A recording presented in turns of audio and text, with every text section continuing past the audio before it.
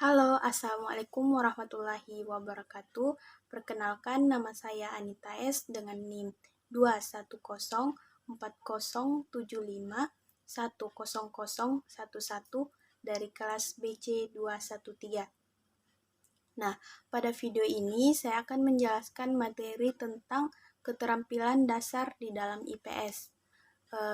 Video ini saya buat guna memenuhi tugas ujian tengah semester mata kuliah konsep dasar IPS di SD yang diampu oleh Ibu Andi Dewi Riang Tati SPD MPD. Nah, berbicara mengenai keterampilan dasar dalam IPS, itu terdapat beberapa keterampilan, di antaranya itu keterampilan bertanya, di mana keterampilan bertanya itu sangat penting dalam pembelajaran IPS karena pertanyaan memiliki pengaruh yang sangat berarti, tidak hanya terhadap hasil belajar siswa, tetapi juga terhadap situasi sosial di lingkungan. Nah, pada keterampilan bertanya terdapat beberapa syarat-syarat dan ketentuan dalam mengajukan pertanyaan kepada siswa, yaitu yang pertama, pertanyaan diungkapkan dengan kata-kata atau bahasa yang mudah dimengerti. Yang kedua, pertanyaan diungkapkan secara singkat dan jelas. Yang ketiga, pertanyaan tidak terlalu luas cakupannya, bersifat spesifik atau khusus. Yang keempat, pertanyaan tidak mengandung makna ganda. Nah, dalam keterampilan bertanya, terdapat juga ketentuan cara-cara mengajukan pertanyaan, yaitu ada pertanyaan hendaklah diajukan ke seluruh kelas, kemudian menunjuk seorang siswa untuk menjawabnya. Yang kedua, adanya penyebaran dan pemindahan giliran bagi siswa untuk menjawab pertanyaan yang diajukan oleh guru. Yang ketiga, hindari pengulangan pertanyaan yang berkali-kali untuk melatih anak agar lebih memusatkan perhatiannya pada guru saat mengajukan pertanyaan. Kemudian, keterampilan bertanya ini terbagi menjadi beberapa bagian. Di antaranya yaitu ada keterampilan bertanya dasar, ada juga keterampilan bertanya lanjutan, dan keterampilan bertanya untuk mengumpulkan data. Nah, mari kita bahas satu persatu apa itu keterampilan bertanya. Yang pertama, yaitu keterampilan bertanya dasar. Keterampilan bertanya dasar ini tujuannya adalah membangkitkan minat dan rasa ingin tahu siswa, memusatkan perhatian siswa. Yang ketiga, memperbaiki kesalahan pemahaman konsep. Yang keempat, mendorong siswa berpendapat dalam diskusi. Nah, contoh dari keterampilan bertanya dasar ini adalah yang pertama, siapa yang bertugas membersihkan papan tulis hari ini? Yang kedua, bagaimana struktur cerita berdasarkan jenis-jenis alur cerita tersebut? Yang ketiga, apa pengaruh ASEAN terhadap Indonesia? Nah, itulah contoh pertanyaan dasar. Kemudian, yang kedua itu ada keterampilan bertanya lanjut. Nah, komponen-komponen dalam keterampilan bertanya lanjut ini ada beberapa komponen, yaitu yang pertama, pengubahan tuntutan tingkat kognitif dalam menjawab pertanyaan. Yang kedua, pengaturan urutan pertanyaan. Yang ketiga, penggunaan pertanyaan pelacak. Dan yang keempat, peningkatan terjadinya interaksi. Contohnya adalah yang pertama, bagaimanakah hasil akhir dari laporan penelitian tersebut? Yang kedua, mengapa seseorang harus melakukan upaya bela negara dalam kehidupan sehari-hari? Yang ketiga, mengapa negara kita mengimpor beras? Yang keempat, menurut pendapat Anda, benarkah pelajaran IPS itu membosankan?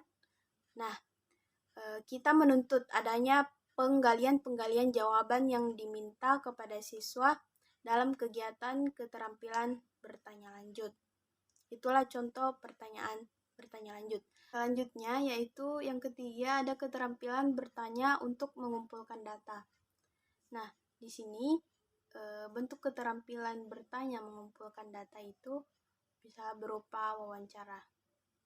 Wawancara di sini yaitu bertanya yang biasanya digunakan untuk melakukan penelitian atau dalam penyusunan skripsi. Nah, yang perlu diperhatikan adalah sebelum melakukan wawancara, kita perlu untuk meminta izin kepada responden untuk diwawancara. Apakah responden berkenan untuk diwawancarai? Jika berkenan, maka proses wawancara akan berlanjut. Namun, jika responden menolak untuk diwawancara, maka tidak ada lagi proses wawancara untuk berikutnya. Selain itu, perlu kita ketahui untuk pentingnya responden diberikan penjelasan tentang maksud dan tujuan kita melakukan wawancara. Jadi, sebelum kita melakukan wawancara, perlu untuk meminta izin apakah responden berkenan, dan yang kedua itu memberikan penjelasan maksud dan tujuan kita untuk mewawancarai responden. Kemudian yang kedua, dalam keterampilan bertanya mengumpulkan data yaitu angket. Nah, angket ini berupa bentuk penelitian yang akan kita gali, yang akan kita lakukan selama penelitian ini berlangsung. Dapat berupa pertanyaan. Kemudian, yang ketiga, studi dokumentasi yang bersifat primer dan sekunder, artinya seluruh data dokumentasi baik yang primer maupun sekunder itu dikumpulkan. Kemudian ada beberapa kebiasaan yang perlu dihindari dalam mengajukan pertanyaan, yaitu yang pertama, mengulangi pertanyaan sendiri. Yang kedua, mengulangi jawaban siswa. Yang ketiga, menjawab pertanyaan sendiri. Nah, di sini ketika kita mengajukan suatu pertanyaan kepada siswa, usahakan siswa tersebut yang menjawabnya. Dan yang keempat, pertanyaan yang memancing jawaban serentak. Nah, di sini penting untuk mengajukan pertanyaan yang sifatnya berbeda-beda antara siswa satu dengan siswa yang lain. Jangan mengajukan pertanyaan yang memancing jawaban serentak dari siswa, sehingga kemampuan berpikir siswa itu pun akan terbuka atau terasah. Yang kelima, pertanyaan ganda. Dan yang keenam, menunjuk salah seorang siswa sebelum pertanyaan diajukan. Nah, ini juga harus dihindari. Di sini kita sebagai pendidik sebaiknya tidak melakukan penunjukan terhadap siswa sebelum pertanyaan tersebut diajukan, agar siswa tidak merasa tertekan, sehingga siswa tersebut mampu memahami pertanyaan yang diberikan. Baik, selanjutnya, selain keterampilan bertanya, di sini juga ada keterampilan memperoleh, menganalisis, menyajikan, dan memanfaatkan informasi.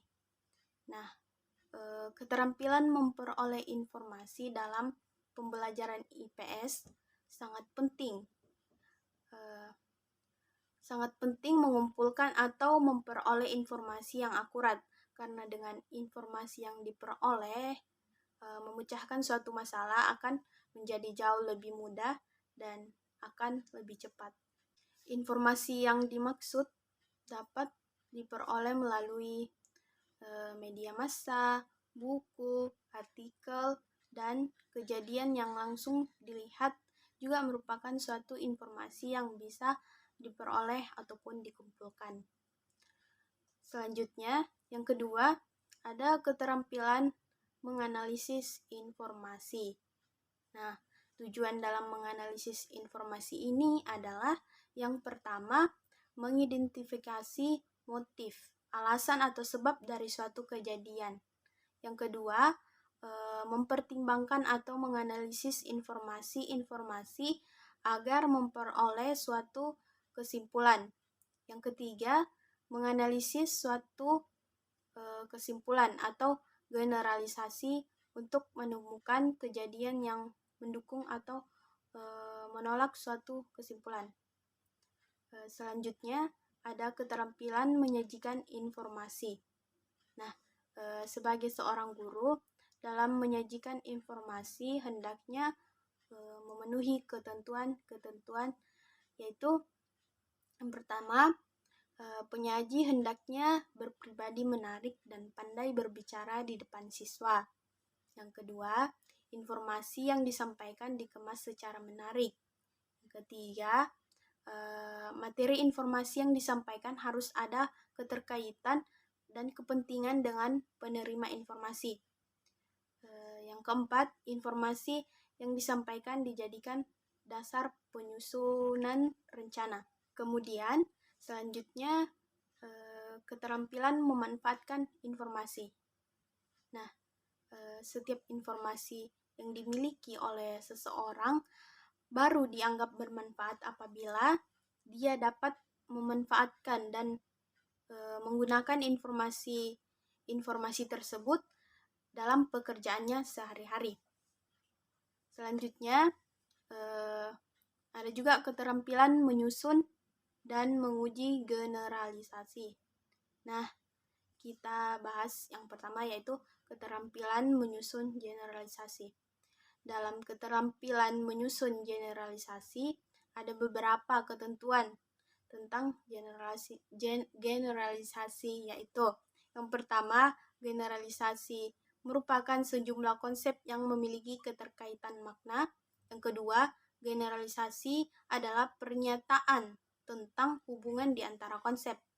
Yang ketiga, generalisasi mengemukakan sejumlah besar informasi. Yang keempat, kebenaran suatu generalisasi ditentukan oleh rujukan pembuktian. Di sini, dalam menyusun generalisasi ada hal-hal yang perlu kita perhatikan, yaitu pertama, sikap berhati-hati dalam menyusun suatu generalisasi.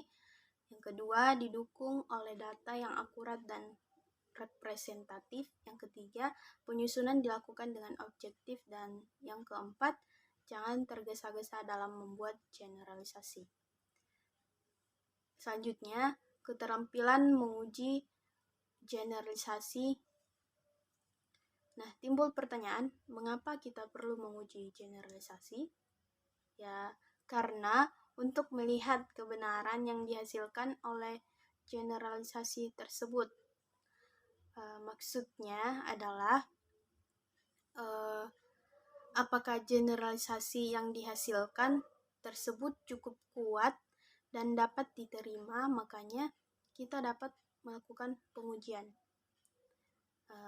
Selanjutnya, di sini ada beberapa prosedur pengujian atas generalisasi tersebut, yaitu jumlah sampel yang diteliti terwakili. Yang kedua, sampel harus bervariasi. Yang ketiga, mempertimbangkan hal-hal yang menyimpang dari fenomena umum atau tidak umum. Baik, saya rasa penjelasan untuk materi keterampilan dasar dalam IPS sudah cukup. Semoga apa yang saya sampaikan dapat bermanfaat. Sekian dari saya, dan terima kasih. Wabillahi taufiq wal hidayah. Wassalamualaikum warahmatullahi wabarakatuh.